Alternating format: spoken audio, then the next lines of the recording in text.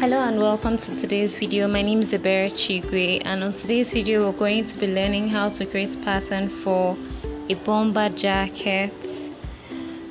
And for today's pattern we're going to be using a metal rule, a pattern paper.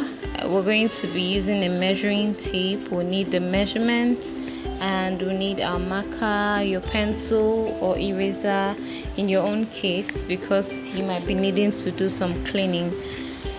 So for the measurements, we'll be needing the shoulder measurements. Here we'll have 14, the chest position, the across chest, the bust point, which is 10, then the round bust, which is 35. High waist position, we don't really need it, so I just marked 17 there.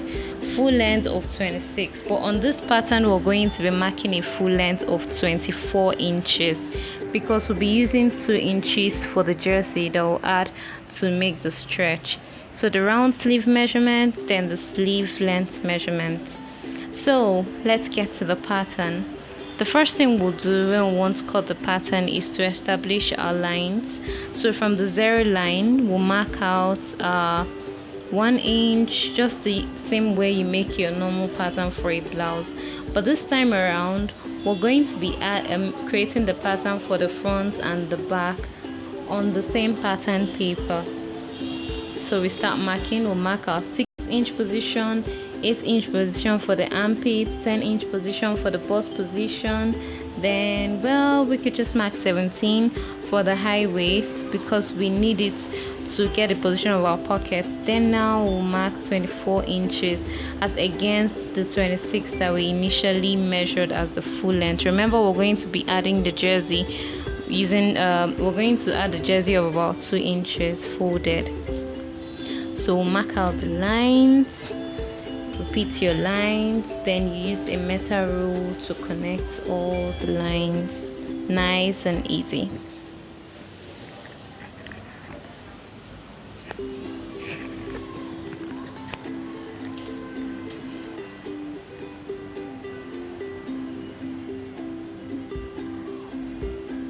So after that 24, you can see about ½ inch allowance below. That's what will be used in joining the main fabric to the jersey.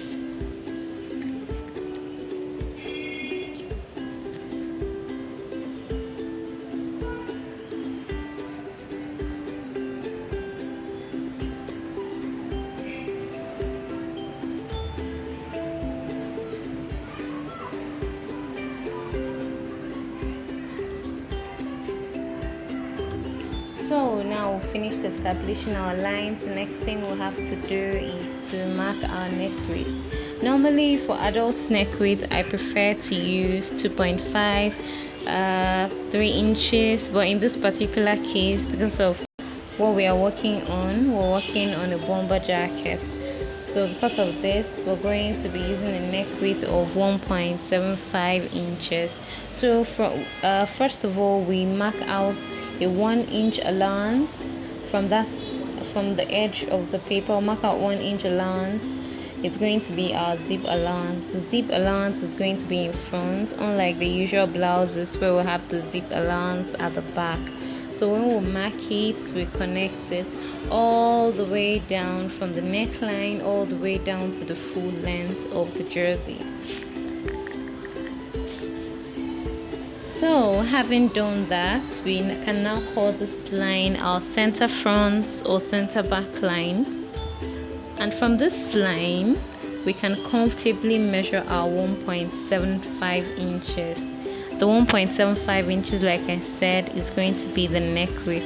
So you measure it all the way down. Well, for the front depth, I'm going to be using a depth of 4.5 inches because of the collar that will be added. Then for that of the back, we're going to be using 2 inches. So from this image, you can see that I've marked the neck width and the neck depth for both the front and the back. So you connect them nice and easy. It's a very nice way of saving your pattern.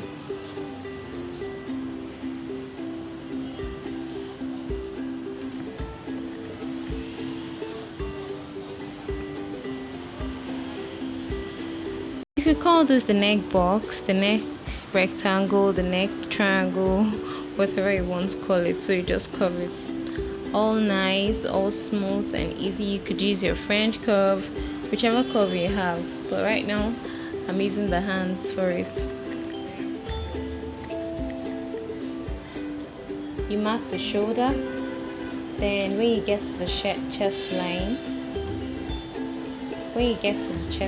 you still mark the shoulder measurement, which is 7. Unlike the 13 we're supposed to mark. You know, when you divide 13 by 2, you're meant to get 13 by 2, you're meant to get 6.5, but we'll still mark 7. So when you come to the armhole line, you still mark 7 because you need to get a curve. So for the bust measurement, the round bust, we have 35. So we're adding an extra 4 inches because we need the bomber jacket to be full, to have this, you know, bomber effect. So we'll add it and then we divide it. So when we divide 39 by 4, we'll have 9.75. We'll mark it. So we'll take the 9.75 and mark it throughout the entire length of the body's pattern. So you mark it on the waist length, on the waist position, then you mark it on the full length position, then you connect all the lines. So that's one very distinguishing feature of bomber jackets. It's practically shapeless. The only thing that shapes it is the jersey that is fixed on the hem, on the full length hem, and on the wrists. So let's see how that turns out. So make our curve to connect the chest line with the armhole line, all nice and easy. So for us to get the curve without a French curve, we just mark out 2 centimeters, connect it as you can see. You do that all nice. And so now we're done creating our full body pattern. What we'll have to do next is to add a sewing allowance of 1 inch. Now, considering the fact that it's going to be an inseam finishing, you don't need much sewing allowance. That's why we're using 1 inch. So you mark 1 inch all along the length from the armhole down to the full length. You connect it with a metal rule.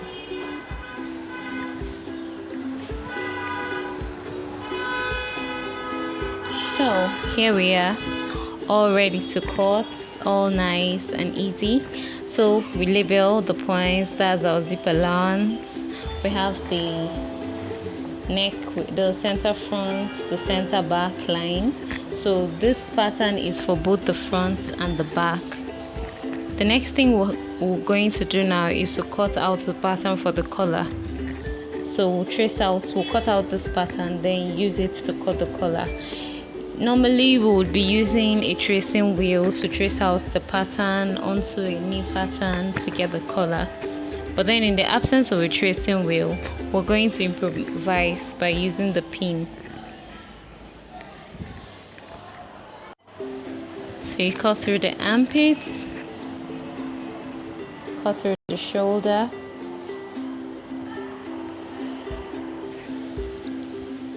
so right now we don't get to cut any of the necks until we are actually ready to cut.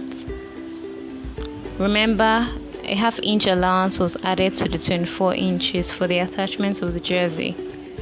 So we get our collar from measuring the neck width. Remember, we attached the collar after we joined shoulder to shoulder.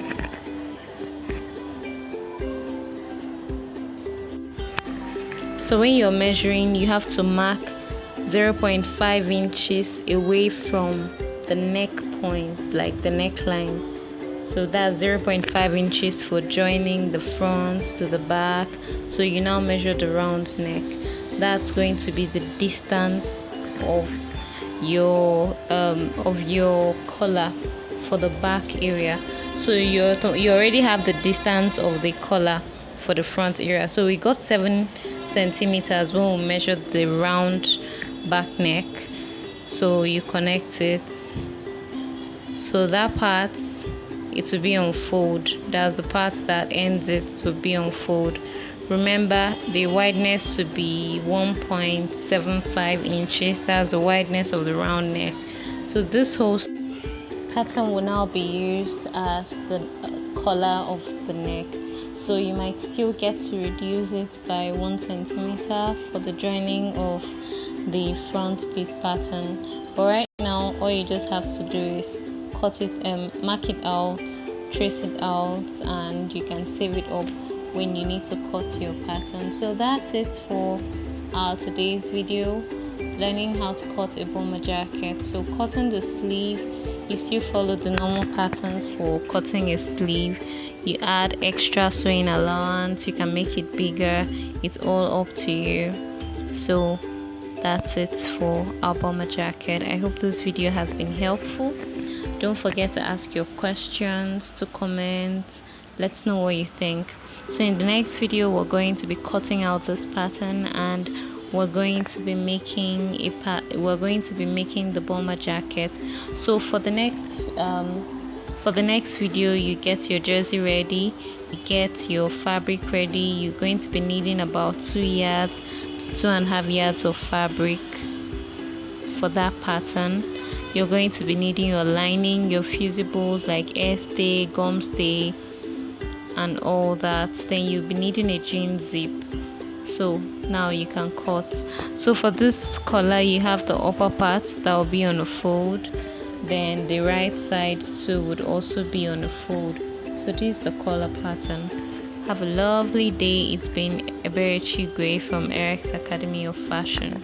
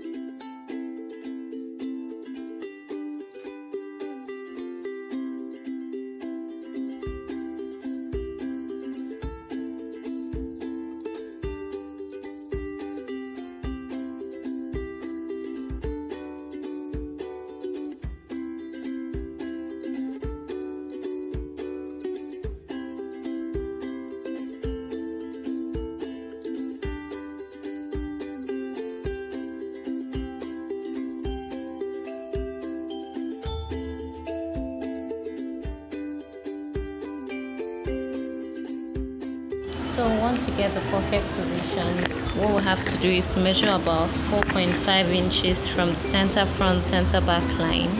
So mark it on the high waist line. That was why I still went on to mark the high waist line. It's usually slanted so that the pocket can fit in very well into it. So you connect it. You can mark 3 inches upward, 3 inches downward, so that the opening of the pocket would be roughly 6 inches wide.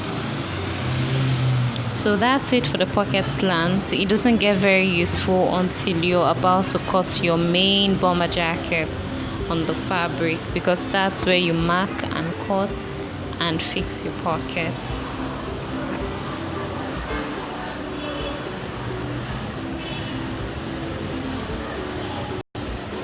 So you try to see if your hand can actually fit in by placing your hand on a slant through it. Of course, that's just a trial.